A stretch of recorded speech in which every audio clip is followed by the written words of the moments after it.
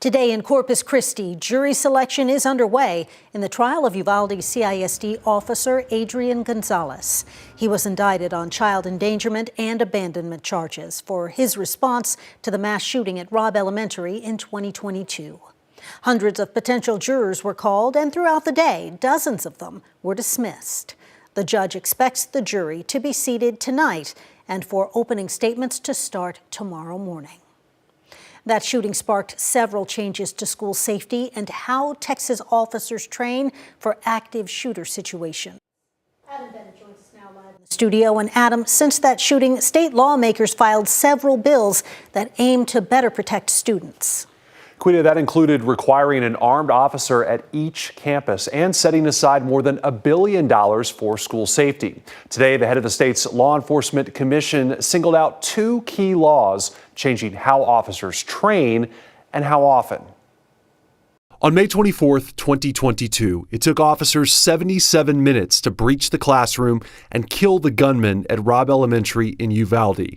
There were nearly 400 officers from several agencies and confusion over who was in charge. Since then, state lawmakers have tried to keep that from happening again. This bill ensures that all responders are on the same page and ready to act from the start. Don McLaughlin was Uvalde's mayor during the shooting. Now he's a state representative and the author of the Uvalde Strong Act. State lawmakers passed that bill, House Bill 33, unanimously last year. It requires crisis response plans from law enforcement agencies, yearly active shooter training at schools, plus police and EMS trainings.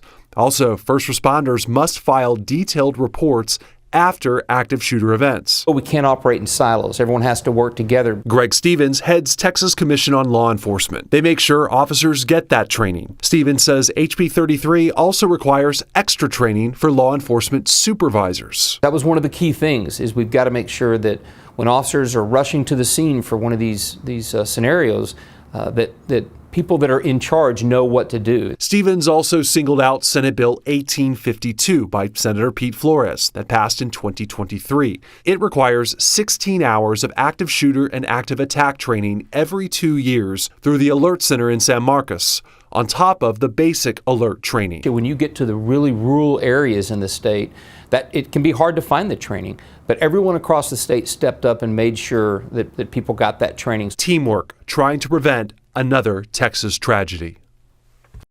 And since the Robb Elementary shooting, several Uvalde parents and their state senator, Roland Gutierrez, have also pushed for tougher gun laws. That includes raising the age to buy the type of rifle used in that attack from 18 to 21. So far, they have not been successful. Quita.